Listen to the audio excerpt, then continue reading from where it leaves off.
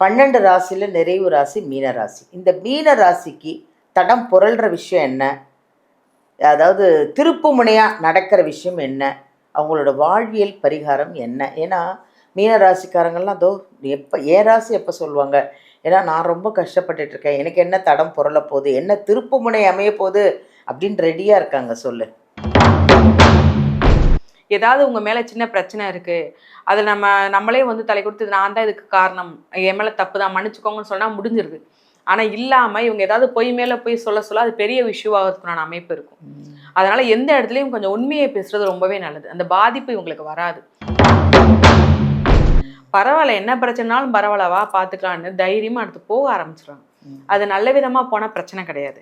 தம் மேல ஒரு குற்றத்தை வச்சுக்கிட்டு போகும்போது அடுத்து அவங்க குற்றம் செய்யவுமே தயங்க மாட்டாங்க.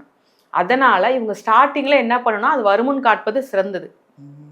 எந்த அளவு நாமளே பாதுகாக்க முடியுமோ அந்த அளவு பாதுகாத்துக்கிட்டாங்கன்னா ரொம்பவே சந்தோஷம். திருப்பு முனையா என்ன அமையும்? இவங்களுடைய திருப்பு முனையை மெயினா நம்ம பார்க்கறது என்னன்னா,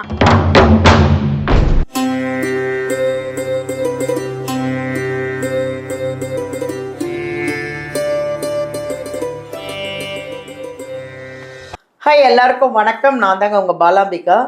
உலகமெல்லாம் பார்த்து ரசித்து எங்கள் ஜோதிடர் யுகம் சேனலை வந்து இவ்வளோ பிரபலமாக்கி நிறைய கமெண்ட்ஸ் கொடுத்து நாங்கள் எங்களுடைய ஜோதிடர்கள் சொல்கிற அத்தனை விஷயங்களையும் உங்களுக்கான பதிவு அப்படிங்கிறத நீங்களும் புரிஞ்சுக்கிட்டு அந்த ஆலயங்கள் பரிகாரங்கள் ஒரு பெயர்ச்சிக்கும் எப்படி இருக்குது, இந்த 12 ராசிக்கும்னா நாங்கள் ஒரு ஜோதிடர்களையும் கூப்பிட்டு உங்களுக்காக இந்த பதிவை கொடுத்துக்கிட்டு இருக்கோம். இதில் நீங்களும் பார்த்து அதை அப்படியே ஃபாலோ பண்ணி நாங்கள் நல்லா இருக்குது பரிகாரங்கள்லாம், இத்தனை ராசிக்கும் இத்தனை விஷயங்களெல்லாம் நீங்கள் எப்படி சொல்கிறீங்க அப்படின்னு கேட்குறாங்க. அந்தளவுக்கு எங்களுக்கு வந்து இவ்வளோ சந்தோஷமாக இருக்குது. எங்கள் ஜோதிடர் யுகம் சேனலை இவ்வளோ பிரபலமாக்குனதுக்கு முதல்ல நன்றி சொல்லணும் உங்களுக்கு எல்லாருக்குமே, வியூவர்ஸ் எல்லாருக்குமே. ஸோ நம்ம வந்து ஒரு பெயர்ச்சி ஒரு புது விஷயங்களை உங்களுக்கு கொண்டு வந்துட்ருக்கோம் இல்லையா, 12 ராசிக்காரர்களுக்கும். அப்படி இன்றைக்கி வந்து ஒரு வித்தியாசமான ஒரு பதிவோடு தாங்க நாங்கள் இன்றைக்கும் வந்திருக்கோம். மாற்றிடாதீங்க, அப்படியே வீங்க, ஸ்கிப் பண்ணிடாதீங்க, ஃபுல்லாக வீடியோலாம் பாருங்கள். ஏன்னா இது உங்களுக்கான பதிவு. முக்கியமான ஒரு அற்புதமான ஒரு விஷயம்னு சொல்கிறேன் இல்லையா. என்ன விஷயம் அப்படின்னா, ஆகஸ்ட் மாதத்தில் இந்த சில ராசிகள்லாம் தடம் புரள போகுதாம். இந்த ராசிக்கெல்லாம் திருப்பு முனை அமைய போதாம். அப்படி என்ன அந்த 12 ராசியில் எந்த ராசி தடம் புரள போகுது, எந்த ராசி திருப்பு முனையாக அமைய போகுது அப்படிங்கிறத தான் நம்ம பார்க்க போகிறோம். அதை சொல்ல வராங்க நம்ம பாரம்பரிய ஜோதிடர் யோக பிரபா. அவங்கள தான் நம்ம சந்திக்க போகிறோம். ரொம்ப சின்ன பொண்ணாக இருந்தாலும் அவ்வளோ விஷயங்களையும் அந்த பொண்ணுக்கு அரைச்சி குடித்து நிறைய விஷயங்களை சொல்லிகிட்ருக்கு. நானே அப்படியே மெய் மறந்து கேட்டுட்ருக்கேன். அவ்வளோ தெரிஞ்சு அவ்வளோ விஷயங்களெல்லாம் பார்த்துட்ருக்காங்க. உங்களுக்கு அவங்கக்கிட்ட ஜாதகம் பார்க்கணும் அப்படின்னு நீங்கள் பிரியப்பட்டீங்கன்னா வீடியோலேருந்து நம்பர் எடுத்து நீங்கள் நேரடியாக ஜாதகத்தை பார்க்கலாம். ஏன்னா அவ்வளோ பரிகாரம், இந்த கோவில் விஷயம், ஒரு ராசி எப்படி இருக்குது, பெயர்ச்சிக்கு எப்படி இருக்குது, எல்லாமே அந்த பொண்ணு கரெக்டாக சொல்கிறாங்க. அதனால் நீங்கள் அழகாக ஜாதகத்தை கொண்டு போய் பார்க்கலாம். இல்லை இப்போ நேரில் போக முடியலன்னா ஆன்லைன்லேயும் அவங்க பார்க்குறாங்க. அப்பாயின்மெண்ட் வாங்கி நீங்கள் ஆன்லைன்லேயும் பார்க்கலாம். இன்றைக்கி என்ன அற்புதமான இந்த விஷயத்த சொன்னேன் பார்த்தீங்களா. 12 ராசிக்கும் எது தடம் புரள போது, எது திருப்பு முனையாக ஆக போகுது இந்த ஆகஸ்ட் மாதத்தில் நான் உங்களை நம்ம கேட்டு தெரிஞ்சுக்கலாமா? வாங்க அவங்களையே சந்திப்போம். வணக்கம் யோக பிரபா. வணக்கம்மா. எப்படிம்மா இருக்க?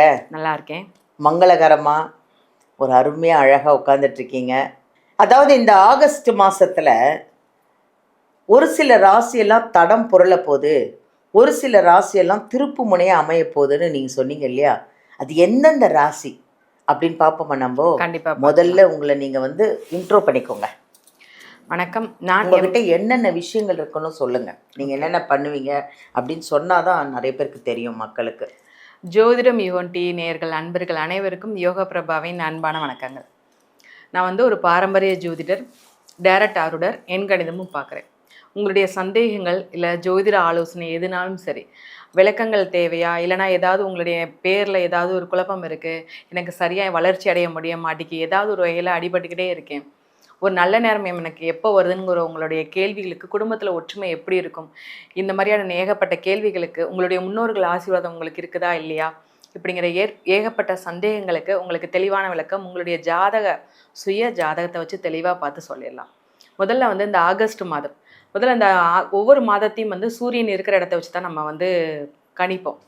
அப்படி இருக்கையில பார்த்தீங்கன்னா சூரிய பகவான் முதல்ல வந்து கடகராசியில தான் இருக்காரு. சூரிய பகவான் கடகராசியில குரு பகவானோட சேர்ந்து இருக்கிறார். முதல்ல அதே மாதிரி மிதுனத்துல புதன் பகவான் இருக்கார். புதன் பகவான் வந்து பாத்தீங்கன்னா ஆகஸ்ட் 5ஆம் தேதிக்கு அப்புறம் மறுபடியும் யார் கூட வர்றாருன்னா கடகராசியில வர்றார். மீனத்துல இருக்கிற சனி பகவானை நம்மளுடைய உச்ச குருவா ஒரு ஒரு இயற்கை சுபரா இருக்கிற குரு பகவானும் சனி பகவானை பாக்குறாரு. சிலருக்கு 7.5 சனி இருக்கு, கண்டக சனி இருக்கு, பாத சனி, நிறைய சனி இருக்குன்னு சொல்றவங்களுக்கு எல்லாம் பயந்துகிட்டே இருப்பாங்க. அச்சோ நம்மளுக்கு நேரம் ரொம்ப மோசமா தான் இருக்குமோ அப்படின்னு ஒரு பதட்டத்திலே இருப்பாங்க. ஆனா முதல்ல வந்து ஒண்ணு தெரிஞ்சுக்கோங்க, சனி பகவான் வந்து நம்மளை பாதிப்பை வந்து ஏற்படுத்த மாட்டாரு. அவரை பார்த்து பயப்பட வேண்டிய அவசியமே கிடையாது. அவர் என்ன பண்றாரு அப்படின்னா, நீங்க அதிகமா ஆடிட்டீங்களா, அதிகமான விஷயம் நீங்க ஏதோ தப்பு பண்ணிட்டீங்க, ரொம்ப சேட்டை பண்ணிட்டீங்களா, என்ன பண்றாருன்னா நீ தப்பு பண்ணிட்டப்பா, ஒரு லிமிட்டுக்கு மேல போகுது, உன் மைண்டை நீ மாத்திக்கோன்னு சொல்லி தலையில தட்டி உட்கார வைக்கிறதுக்கு உண்டான ஒரு வேலையை தான் சனி பகவான் பார்ப்பாரு, கண்டிக்கிறாரு. அந்த கர்ம பலனை குறைக்கிறாரு. ஏன்னா நீ ரொம்ப பண்ணேன்னா உன்னோட நீ கஷ்டப்பட்டா பரவாயில்ல, உன்னோட சந்ததியும் கஷ்டப்படும். அதனால நீ கொஞ்சம் கண்ட்ரோல் பண்றதுக்குரிய வேலையை தான் சனி பகவான் வைக்கிறாரு. அப்படி மட்டும் இல்லாம நம்ம உச்சகுரு, நம்ம குரு பகவானும் சனி பகவானை பாக்குறாரு கடகராசில இருந்து. அப்படி இருக்கும்போது அவங்களுக்கு கூடுதலா ஒரு பெரிய பாசிட்டிவான விஷயம் தான் நடக்க போகுது. அது மட்டும் இல்லாம இந்த புதன் பகவான், சூரிய பகவான் வந்து முதல்ல 15 நாள் தான் கடகராசில இருப்பார். அதற்கு 15 நாள் வந்து சிம்ம ராசிக்கு வர்றாரு. அப்படி இருக்கும்போது நிறைய கிரகங்கள் இந்த மாற்றத்தினால நிறைய ராசிகள்ல வந்து ஒரு சூப்பரான அச்சீவ்மெண்ட் போறாங்க. ஒரு திருப்பு முனையா லைஃப்லேயே ஒரு டேர்னிங் பாயிண்ட் அவங்களுக்கு கிடைக்க போகுது.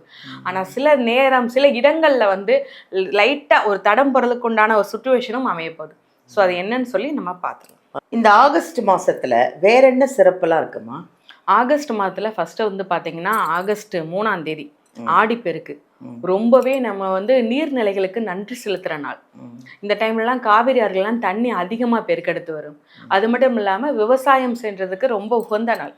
நிறைய கிராமத்து சைட்லலாம் பார்த்தீங்கன்னா நீர்நிலைகள்ல பத்திச்சுடம் பொருத்தி வழிபாடு பண்ணி வரவேற்பாங்க. தண்ணியை வழிபாடு பண்ணி நம்ம எப்படி ஒரு விஷயத்துக்கு எது போனா நம்ம வழிபாடு பண்ணுவோம், இப்ப சாமியா சிலையா இருக்கிறவங்க வழிபாடு பண்ணுவோம் இல்லையா, அதே மாதிரி நீரை வழிபாடு பண்ணுவாங்க. ரொம்பவே உகந்த நாள். இந்த டைம்ல நீங்க புதுசா ஒரு சேமிப்பு பழக்கத்தை ஸ்டார்ட் பண்றீங்கன்னு நினைச்சுக்கோங்களேன், அது கூடுதலால பெருகும். ஆடிப்பெருக்குன்னு சொல்லுவாங்க. அதான் பெருக்கு. நீங்க ஒரு விஷயம் நல்லது பண்ணீங்கன்னா பல விஷயமா மாறும். அதனால கண்டிப்பா தவறாம பண்ணணும். ஆகஸ்ட் 7 வந்து பாத்தீங்கன்னா ஆடி கிருத்திகை, முருகனுக்கு ரொம்ப உகந்த நாள். ஏன் சொல்றேன்னா, இந்த கார்த்திகை பெண்கள் தான் முருகனை வந்து வளர்த்தாங்க, ரொம்ப பாசமா பாத்துக்கிட்டாங்க. அப்படி இருக்கும்போது அந்த கார்த்திகை பெண்களுக்கு வந்து பாத்தீங்கன்னா நம்மளுடைய முருகன் வந்து வரம் கொடுத்தார். அந்த மாதிரி நாட்கள்ல திருமணமாகாத பெண்கள், இல்ல திருமணமான பெண்கள், குடும்பத்துல பிரச்சனைன்னு இருக்கிற பெண்கள் முருகன் கோவிலுக்கு போய் வழிபாடு பண்ணாங்கன்னா அவங்களுக்கு ஒரு நல்ல மன வாழ்க்கையும், இல்ல மன வாழ்க்கையில இருக்கிற பிரச்சனையும் தீருங்கிறது ஒரு ஐதீகமான ஒரு விஷயம். இதற்கப்புறம் பாத்தீங்கன்னா ஆகஸ்ட் 12ஆம் தேதி சர்வ அமாவாசை. இந்த அமாவாசை ரொம்பவே முக்கியமானது. முன்னோர்களுக்கு திதி தர்ப்பணம் கொடுக்கறது. இப்ப நார்மலா ஒவ்வொரு மாதமும் அமாவாசை வருது. நம்ம இறந்தவங்களுக்கு திதி தர்ப்பணம் ஒரு சிலர் கொடுப்பாங்க, ஒரு சிலர் கொடுக்க மாட்டாங்க. இது ரொம்பவே முக்கியமான ஒரு விஷயம். ஏன்னா நம்மளுக்கு மற்ற நாள்ல நீங்க கொடுக்குறீங்களோ கொடுக்கலையோ, இந்த தை அமாவாசை ஆடி அமாவாசை கண்டிப்பா நீங்க கொடுத்தாகணும். அதே நீங்க கொடுக்காம விட்டீங்கன்னா நம்ம குடும்பத்துல உங்களுக்கு அந்த பாதிப்பு வராது, உங்களுடைய சந்ததியர்களுக்கு அந்த பாதிப்பை ஏற்படுத்தும். தன்னுடைய குடும்பத்துல குழந்தைகளோட உடல்நலம் என்னன்னே தெரியாம கஷ்டப்படுறது, குடும்பத்துல என்னன்னே காரணமே இல்லாத பிரச்சனைகள் வருது, ஏதாவது ஒரு திதி தர்ப்பணம் முன்னோர். ஏன்னா அந்த டைம்ல என்ன பண்ணுவாங்க அப்படின்னா, இது தட்சணியோட காலத்துல முதல் மாதம் தான் நம்மளுக்கு இந்த ஆடி மாதம் வரும் ஆகஸ்ட்ல. இதுல வந்து நம்ம முன்னோர்கள் வந்து என்ன பண்ணுவாங்கன்னா, நம்மளுடைய சந்ததிகள் நம்மள நினைக்கிறாங்களா, நம்மளுக்காக எதுவும் பண்றாங்களான்னு வந்து பாக்குற காலம். அப்ப நம்ம அவங்களுக்கு வந்து நம்மளுக்கு ஒரு நேரம் சாப்பாடு லேட் ஆனாலே வீட்டுல உள்ளவங்கள ரொம்ப கோவமா பேசுறோம். அப்படி இருக்கும்போது வருஷக்கணக்கா அவங்களுக்கு சாப்பாடு போடல, இன்னைக்கு ஒரு நாள் நம்ம சாப்பாடு போட்டுட்டோம் அப்படின்னா அவங்களுக்கு திதி தர்ப்பணம் கொடுத்துட்டா அவங்களுக்கு ஒரு வருஷம் அதுதான் அவங்களுக்கு சாப்பாடு. அப்படிங்கும்போது அதுதான் அவங்களுக்கு ஒரு மனசுக்கு சந்தோஷமா வாழ்த்திட்டு போவாங்க. இல்ல நம்ம முன்னோர்களா இருந்தாலுமே நம்ம மேல கோவப்பட்டாங்கன்னா அது சபிக்கிற மாதிரி போயிடும். அது வந்து நம்மளுக்கு பாதிச்சாலும் பரவாயில்ல, நம்ம எதிர்த்துக்கலாம். ஆனா நம்மளுடைய குழந்தைகளுக்கு பாதிக்கும். அந்த பாதிப்பு வராம இருக்கிறதுக்கு இவங்க கண்டிப்பா திதி தர்ப்பணம் கொடுக்கணும். மாடுகளுக்கு கீரைகள் வாங்கி கொடுக்கணும், ரொம்பவே முக்கியமான ஒரு விஷயம். அடுத்து வந்து பாத்தீங்கன்னா ஆகஸ்ட்ல வந்து பாத்தீங்கன்னா 14ஆம் தேதி ஆடி பூரம் வருது. இந்த பூரம் வந்து எப்படின்னா ஆண்டாள் அவதரித்த நாள். இந்த நாள் ரொம்பவே முக்கியமான நாள். அரங்கநாதனை ரொம்பவே உயிருக்குயிரா காதலிச்சு திருமணம் செஞ்சுக்கிட்டாங்க நம்ம ஆண்டாள். இந்த கால டைம்ல திருமணம் ஆகாத பெண்கள், இல்லைன்னா நான் லவ் பண்ணிக்கிட்டே இருக்கேன், எனக்கு அந்த பையனை விரும்பணும், நான் கல்யாணம் பண்ணிக்கிறோம், வீட்டில் சம்மதத்தோட திருமணம் பண்ணணும் அப்படின்னு நினைக்கிறவங்க, ஆண்டாள் கோவிலெல்லாம் பார்த்தீங்கன்னா எல்லா அம்மன் கோவில்லுமே அந்த வளையல் வச்சு அம்மனுக்கு அலங்காரம் பண்ணியிருப்பாங்க. அந்த வளையல் எடுத்து போட்டுக்கணும். அந்த வளையலெல்லாம் கொடுப்பாங்க. பூஜை முடிஞ்சு கொஞ்ச நாள் ஒரு வாரம் கழிச்சு அந்த கோயிலுள்ள வளையல்லாம் கொடுப்பாங்க. அதை எடுத்து போட்டுக்கணும். அது மட்டும் இல்லாமல் குழந்தை பேர் இல்லாதவங்கனாலும் சரி, அந்த வளையல் வாங்கி போட்டுட்டாங்கன்னா அவங்களுக்கு அந்த அருள் கிடைக்கும், அந்த வரம் கிடைக்குங்கிறது ரொம்பவே ஒரு ஐதீகமான ஒரு விஷயம். ஸோ இந்த மாதிரி சில முக்கியமான நாட்கள் இருக்கு. நல்ல வேண்டுதல்கள் பண்ணால் அவங்க நினைச்சது அனைத்தும் நடைபெறும். பாருங்க, ஆகஸ்ட்ல எவ்வளோ விசேஷம் இருக்கு பார்த்தீங்களா? அதில் முக்கியமானது ஆடி அமாவாசை. அதை வந்து மிஸ் பண்ணிடாதீங்க. அது என்னைக்குன்னு பார்த்து இப்போ சொல்லிட்டாங்க. இருந்தாலும் நீங்களும் வந்து அது கேலண்டரில் குறித்து வச்சுக்கோங்க. அதை கரெக்டாக திதி கொடுங்க. அது ரொம்ப நல்லது அப்படின்னு சொல்லி 12 ராசியில் கடைசி, அதாவது நிறைவு ராசின்னு சொல்லணும், கடைசின்னு சொல்லக்கூடாதுன்றாங்க. 12 ராசியில் நிறைவு ராசி மீன ராசி. இந்த மீன ராசிக்கு தடம் புரள்ற விஷயம் என்ன, அதாவது திருப்பு முனையாக நடக்கிற விஷயம் என்ன, அவங்களோட வாழ்வியல் பரிகாரம் என்ன? ஏன்னா மீன ராசிக்காரங்கள்லாம் அதோ என் ராசி எப்போ சொல்லுவாங்க, ஏன்னா நான் ரொம்ப கஷ்டப்பட்டுட்ருக்கேன், எனக்கு என்ன தடம் புரள போகுது, என்ன திருப்பு முனை அமைய போகுது அப்படின்னு ரெடியாக இருக்காங்க. சொல்லு. முதல்ல வந்து பார்த்தீங்கன்னா மீனராசிக்கு வந்து இவங்க வந்து ஓரளவு பதட்டத்தில் இருந்தாலும் ஏதாவது ஒரு குழப்பத்திலே இருக்கக்கூடிய ஒரு ராசி. தன்னை பற்றின சிந்தனை அதிகமாகவே இருக்கும். அப்படிப்பட்டவங்களுக்கு தடம் பொருளக்கூடிய அமைப்புனா இவங்களுடைய வண்டி வாகனத்தில் இருக்கு. வண்டி வாகனத்தில் போகிறாங்க அப்படின்னா கொஞ்சம் கவனமாக போகக்கூடிய, ஏதாவது ஒரு இதில் ரொம்ப ஃபாஸ்ட்டாக போயிட்டாங்க, இல்லைனா சிக்னலை மதிக்காமல் போயிட்டாங்கன்னா அதன் மூலமாக பிரச்சனை, தேவையே இல்லாத வம்பு வழக்கு. ஏன்னா நம்ம சும்மா ஒரு ஓரத்தில் போனாலும் ஏதாவது ஒரு வண்டி இடிச்சிட்டாலும் இவங்க மேலதான் தப்பு சொல்லுவாங்க. அது மூலமா கோர்ட்டு கேஸ் போறதுக்கு உண்டான அமைப்பு இருக்கு. ஸோ சாதாரணமா முடியக்கூடிய ஒரு அமைப்பை ரொம்ப பெருசா கொண்டு போகிறது இந்த மாசம் ஆகஸ்ட் மாதம். வம்பு வழக்க தேடி கொண்டு வந்து கொடுக்க போகுது. அதுல இவங்க கொஞ்சம் கவனமா இருக்கணும். இல்லைன்னா தடம் பொருளக்கூடிய அமைப்பு நிச்சயமா இருக்குது. ஏன்னா ஏற்கனவே ஒரு கேஸ் நடந்துக்கிட்டு இருந்துச்சு, அது முடிஞ்சிருச்சு நாம நினைச்சிட்டோம். ஆனா இந்த டைம்ல தோண்டி திரும்ப வர்றதுக்குண்டான அமைப்பு இருக்கு. ஏன்னா இது சரியா முடிக்காம விட்டாச்சு, அதுக்கு கரெக்டான ஒரு தீர்வு கொடுக்கல. அதுதான் ஜாக்கிரதையா இருக்கணும். ஏன்னா நம்மளுடைய நல்ல நேரம் இருக்கும்போது எவ்வளோ பெரிய பாரம் நம்ம மேல விழுந்தாலும் ஆகாது. ஆனா இப்ப சின்ன கல் தடுக்குனாலும் நம்ம போய் கீழே போய் விழுந்து அதுல தலைப்பட்டு அடையிறது கூட நிறைய வாய்ப்பு இருக்கு. அதனால இப்போ உள்ள நேரம் இவங்க கொஞ்சம் கவனமா இருக்கணும். வண்டி வாகனத்துல கவனமா இருக்கணும். இதுக்கு முன்னாடி முடிந்த பிரச்சனையெல்லாம் அவ்வளவுதான், முடிஞ்சிருச்சு, நம்ம இஷ்டத்துக்கு நம்ம இருக்கலாம் அப்படிங்கிற பேச்சே கிடையாது. அதை மறுபடியும் என்ன ஏதுன்னு தோண்டி அலசி ஆராயக்கூடிய அமைப்பு இருக்குது. அதுக்கு முன்னாடி இவங்களே அதை சரி பண்றது ரொம்பவே நல்லது.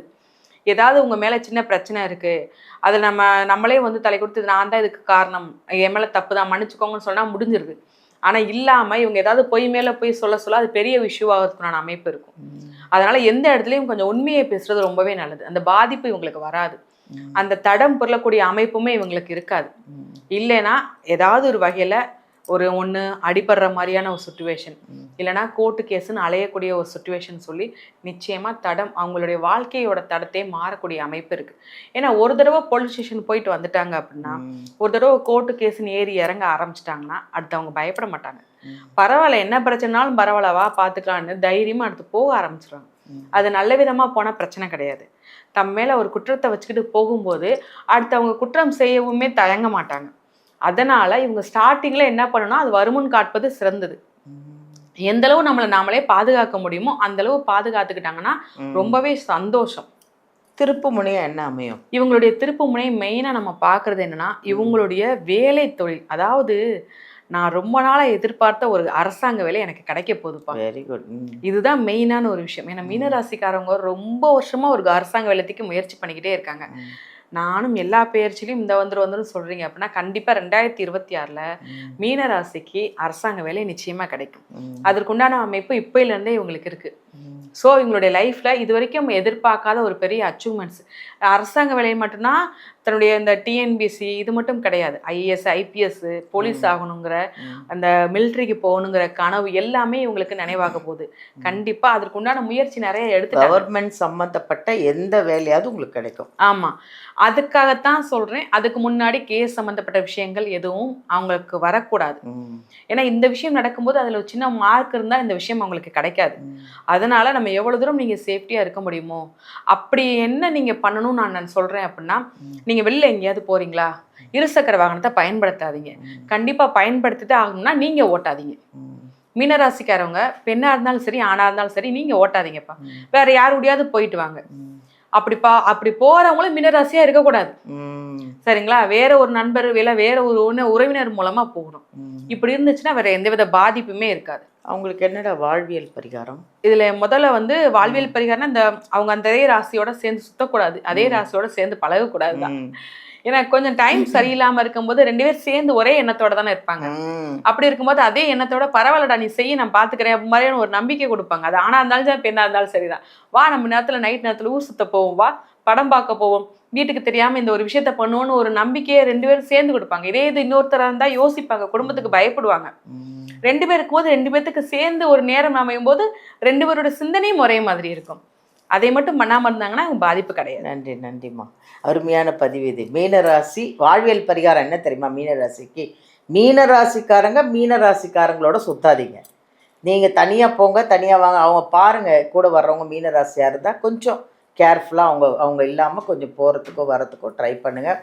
ஒரு அருமையான பதிவு. இந்த 12 ராசிக்கும் தடம் புரள்றது எப்படி, அவங்களோட திருப்பு முனைகள் எப்படி, அதுக்கு என்ன வாழ்வியல் பரிகாரம், எல்லாம் சிம்பிளான வாழ்வியல் பரிகாரம் தான். அவ்வளோ அருமையாக 12 ராசிக்கும் நம்ம யோக பிரபா வந்து அவ்வளோ அழகாக சொல்லியிருக்காங்க. அவங்கள நீங்கள் காண்டாக்ட் பண்ணணும், வீடியோலேருந்து நம்பர் எடுத்து அவங்கள நீங்கள் ஜாதகம்லாம் எடுத்துகிட்டு போங்க. அவ்வளோ அழகாக சொல்கிறாங்க. யோக பிரபா வந்து நல்ல பரிகாரம், வாழ்வியல் பரிகாரம், அதுவும் இல்லாமல் பாரம்பரிய ஜோதிடர். அவங்க காண்டாக்ட் பண்ணிக்கோங்க. ஹாப்பியாக இருங்க. நன்றி. நல்ல ஒரு அருமையான 12 ராசிக்கும் இந்த ராசி எப்படி தடம் புரளுது, அதுக்கு என்ன திருப்பு முனை, அவ்வளோ அழகாக சொல்லிட்டோமா. அதுக்கான பரிகாரம் அவ்வளோ அழகாக சொல்லியிருக்கீங்க. 12 ராசிக்கும் ரொம்ப யூஸ்ஃபுல்லான ஒரு விஷயம் இது. நன்றி, நன்றிம்மா. பார்த்தீங்களா, இந்த ஆகஸ்ட் மாதத்தில் இந்த ராசி வந்து தடம் புரளாமல் இருக்கிறதுக்கு பரிகாரம், திருப்பு முனை ஆகிறதுக்கும் நிறைய விஷயங்களை அழகாக சொன்னாங்க. யோக பிரபானா நீங்கள் சாதாரணமாக நினச்சிட்டு இருக்காதீங்க, அவ்வளோ விஷயம் தெரியுது அவங்களுக்கு. அதுவும் இல்லாமல் அவங்க பாரம்பரிய ஜோதிடர் அவங்க, அதனால் பாரம்பரியமாக வர்றதுனால அவங்களுக்கு நிறைய விஷயம் கற்றுட்ருக்காங்க. உங்களுக்கு என்ன சந்தேகனாலும் சரி, வீடியோவிலேருந்து நம்பர் எடுத்து யோக பிரபா கிட்ட நீங்கள் அப்பாயின்மெண்ட் வாங்கி நேர்லேயே போய் பார்க்கலாம். ஜாதகத்தை எடுத்துகிட்டு போங்க. உங்களுக்கு என்னென்ன பிரச்சனை அப்படிங்கிறது அவங்களே அழகாக சொல்லி அதுக்கு ஒரு பரிகாரம், உங்களுக்கு பிரச்சனையெல்லாம் தீர்ந்து உங்களுக்கு அதுலேருந்து வெளியில் வந்து உங்களுக்கு வாழறதுக்கான வழிகள்லாம் எப்படி இருக்குமோ எல்லா விஷயத்தையும் அவங்க பார்த்து சொல்லுவாங்க. அதனால் நீங்கள் சப்போஸ் நேரில் வர முடியல அப்படின்னா கூட ஆன்லைன்லேயே அவங்க பார்க்குறாங்க. ஓகேவா? பாருங்கள், ஹாப்பியாக இருக்கிறதுக்கு நிறைய யூஸ்ஃபுல்லான விஷயங்க இது. அதனால் முதல்ல வீடியோவை ஸ்கிப் பண்ணாமல் ஃபுல்லாக பாருங்கள்.